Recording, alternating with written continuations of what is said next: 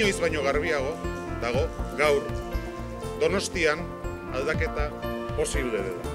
Eta gainera Donostian aldaketa posible dela Eusko Alderdi Jeltzalearen aldetik.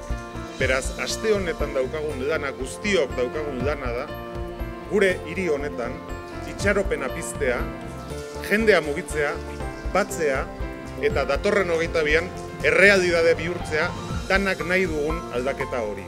Hortara jarriko gera dudari gabe gelditzen den aste honetan. Jendeari esatea posible da aldatzea eta 22an lortuko dugu da Donostian aldatzea. Eta behingoz alkate abertzale bat izatea. Porque después de 20 largos años de gobierno socialista de la ciudad encabezado por Odón Elorza, estamos ante un fin de ciclo y el inicio de una nueva era. Una nueva era que puede ser posible el 22 de mayo, porque sin ningún lugar a dudas el Partido Nacionalista Vasco es hoy más que nunca una alternativa real de cambio en el Ayuntamiento de Donostia.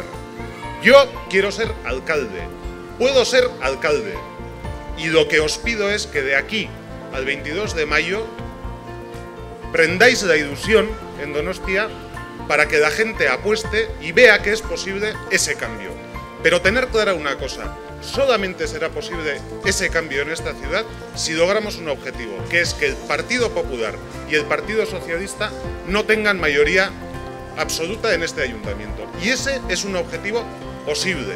Lo que tenemos que hacer es salir a la calle, mover a la gente, hacerle ver que realmente es posible una alternativa y que es posible un cambio, que es posible que después de 20 años esta ciudad sea liderada por un alcalde nacionalista.